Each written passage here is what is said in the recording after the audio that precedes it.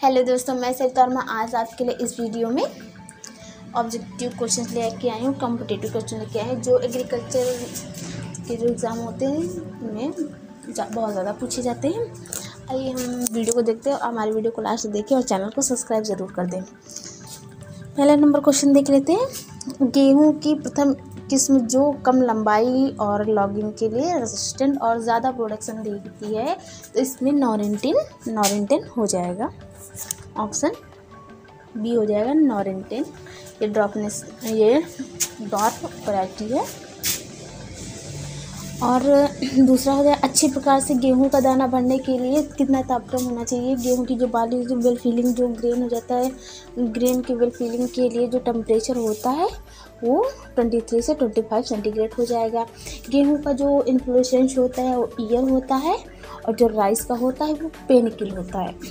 गेहूं की optimum seed rate 100 kg मान लेते हैं, 100 kg होगा।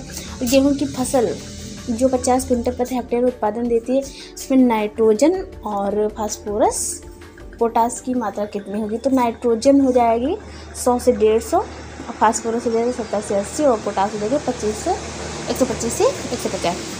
सामान्यतः गेहूं की फसल में नाइट्रोजन, फास्फोरस और पोटास की कितनी मात्रा होती है, तो इसमें ऑप्शन बी हो जाएगी 120, 60 और 30 होती है।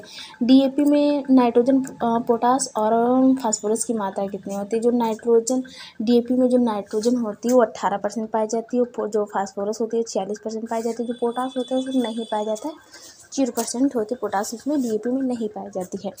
धान में नाइट्रोजन यूज एफिशिएंसी जो होती है उसको किसके द्वारा हम इंक्रीज कर सकते हैं, ग्रो कर सकते हैं, तो इसमें सल्फर कोटेड एरिया और यूरिया सुपर ग्रेनुलस का यूज़ करते हैं। इसमें ऑप्शन ए एंड बी दोनों राइट हो जाएंगे। किसके क्रॉस से ट्रिक्टिकल तैयार किया गया है। किसके क्रॉस से ट्रिक्टिकल तैयार किया गया है। जो ट्रिक्टिकल था वो मानव निर्मित मतलब कि आर्टिफिशियल क्रॉप थी। किसके बीच में क्रॉस कराया गया था। गेहूं और राई के जो पैरेंट्स के थे वो गेहूं और राई थे। और फ्लेरिस माइनर गेहूं का मामा है, और ये किस फैमिली से बिलोंग करता है, तो पोएसी। अमोनिकल उर्वरक को किस जोन में स्थापित करने से नाइट्रोजन को हाथ से बचाया जा सकता है। रिड्यूस जोन क्या होता है, जो हमारा रूट जोन होता है उसे हम रिड्यूस जोन बोलते हैं, तो इसमें ऑप्शन बी राइट हो जाएगा। हरित क्रांति किन फसलों में सबसे ज़्यादा सफल हुआ। जब हमारे देश में हरित क्रांति आई थी तो उसमें सबसे ज़्यादा गेहूं और धान, ये हमारी दो जो फसलें थी वो ज़्यादा रिस्पॉन्सिबल थी, जिम्मेदार थी। खाद्यान्नों का कीर्तिमान उत्पादन 2013 से 2014 में शुरू हुआ था, और 2013-14 में शुरू हुआ था। धान की फसल में जो एक्यूची जो टॉक्सिसिटी होती है वो हाइड्रोजन सल्फाइड की अधिकता के कारण हो जाता है। 4 pH पर फास्फोरस आयन की प्रधानता होती है, तो जो फास्फोरिक एसिड ये H2PO4 फास्फोरिक एसिड होती है, इसकी प्रधानता होती है।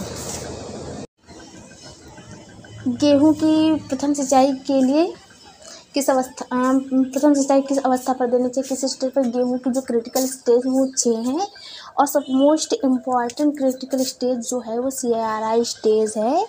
ऑप्शन नंबर ए राइट हो जाएगा। और जो CRI स्टेज है वो भारद्वाज द्वारा डेवलप की गई थी।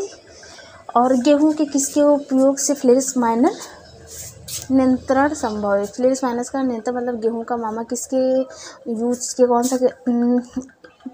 कौन सा खरपतवार नाशी यूज करें जो गेहूं का मामा को हम डिस्ट्रॉय कर सकते हैं, तो इसमें ऑप्शन नंबर बी आइसोब्यूटान हो जाएगा। फ्लेरिस माइनर के 1000 दानों का वेट 2 ग्राम होता है।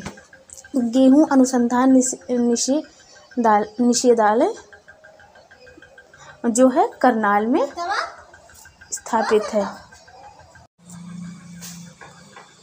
जो शुगर केन हमारा कहाँ पहुँचे थे। नोबेल केन का जो साइंटिफिक नेम होता है वो क्या होता है, बॉटेनिकल नेम सेकेरम ऑफिसिनेरम होता है। और जो शुगर केन की ओरिजिन थी वो न्यू गिनी है।